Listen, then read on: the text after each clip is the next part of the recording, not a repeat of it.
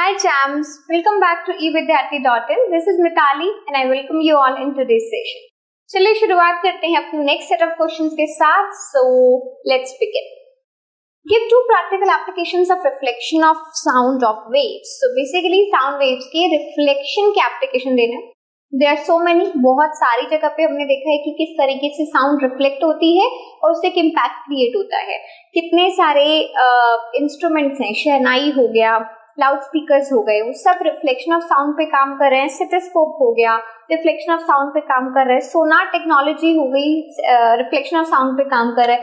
So reflection of sound के जैसे एको और रेवर्बरेशन, हमने उसकी ऐसे कुछ फीचर्स पढ़े थे जिसमें कि रिफ्लेक्शन ऑफ साउंड की वजह से क्या मतलब एक डिसएडवांटेज तो नहीं कह सकते हैं, बट हाँ एक ऐसा कैरेक्टरिस्टिक उत्पन्न होता है जो कि ज्यादा रिक्वायर्ड नहीं है ना, उसको हम रिड्यूस करने की कोशिश करते हैं. But then reflection of sound की तरफ की वजह से कुछ ऐसे भी फिनोमेना टेक प्लेस होते हैं जो कि बहुत यूजफुल है. सो हम वही बात करने वाले हैं. ठीक है, प्रैक्टिकल एप्लीकेशंस में reflection of sound is used to measure the distance and the speed of underwater objects. So अगर अंदर पानी में कोई भी ऑब्जेक्ट्स है, सोनार यानी कि किस तरीके से आप टेक्नोलॉजी के जरिए ये देख पाते हो कि आप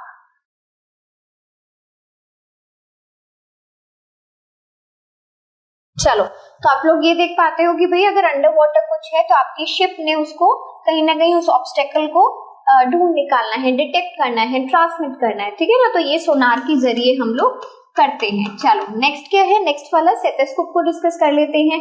working of a stethoscope is also based on the reflection of sound. किस तरीके से साउंड रिफ्लेक्ट करती है और तब जाके आपको हार्ट बीट्स की एक पूरी इमेज या फिर वो अच्छे से सुनाई देती है. ठीक है, sound of the patient heart beat reaches the doctor here by multiple reflection of sound. Multiple reflection होने के बाद आपको हार्ट बीट सुनाई देती है. ठीक है, चलिए नेक्स्ट क्या है. Now this question seems to be very very nice and interesting. बहुत अच्छा क्वेश्चन है और बहुत ही इंटरेस्टिंग क्वेश्चन है, तो इसको मार्क करके रखिएगा.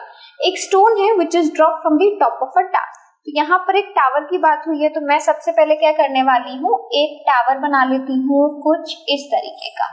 ठीक है, ये मेरा टावर हो गया, ये उसका बेस हो गया, ग्राउंड मान लिया. ठीक है ना, तो एक कोई भी स्टोन है जो कि ड्रॉप करा जा रहा है एक टावर के टॉप से, विच इज 500 मीटर्स. तो यहाँ पर हमें इसकी हाइट गिवन है, यानी कि एक तरीके से डिस्टेंस गिवन है, वो है 500 metre into a pond at the base of the tower. तो टावर के बेस पे कोई ना कोई पॉन्ड था. ठीक है, यहाँ पर तो स्टोन इस पॉन्ड में जाके गिरेगा, आवाज करेगा, बिल्कुल करेगा.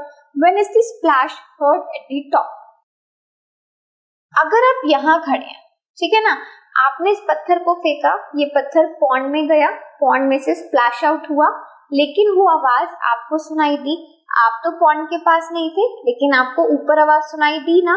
ऐसा ही होता है, आप जब छत पे घूम रहे होते हैं, नीचे से गाड़ियां जा रही हैं, आपने कुछ भी गलती से फेंक दिया, ठीक है, तो सड़क पे वो अगर गिर रहा है तो आपको आवाज ऊपर सुनाई देती है ना.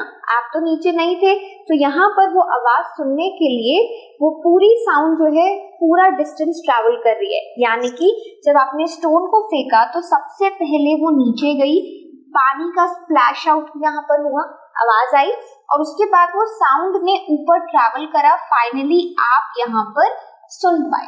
ठीक है ना, आप यहाँ पर खड़े हो, यू हर्ड दी साउंड. ठीक है, आपको आपके कानों तक आवाज पहुंची है.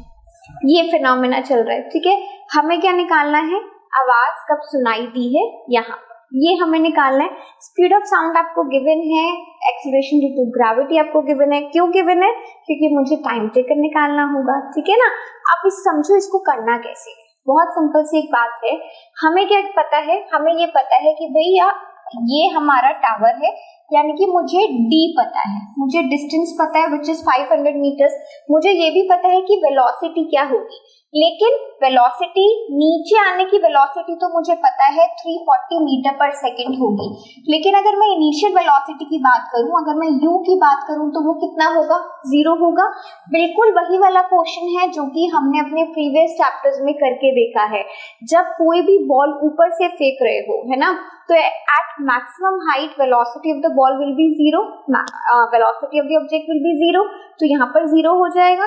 फाइनल वेलोसिटी 340 आ जाएगी, डिस्टेंस आपको पता है, तो कम से कम आप वो टाइम निकाल सकते हो जितनी देर में आपकी बॉल नीचे पॉन्ड में आके गिरी है। कैसे निकालेंगे? इक्वेशंस ऑफ मोशन याद है ना? इक्वेशन ऑफ मोशन में s equals to ut plus half at square करते थे ना। अब देखो a की जगह पे मैं g लगा सकती हूँ, तो मैं इसे लिखूंगी ut plus half g t का स्क्वायर।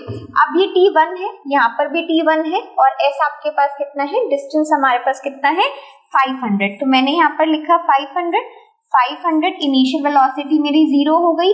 t1 मुझे निकालना है, हाफ से हमें कोई प्रॉब्लम नहीं है, g हमारा 10 है और यहाँ पर t1 का स्क्वायर है, ये पूरा 0 हो जाएगा।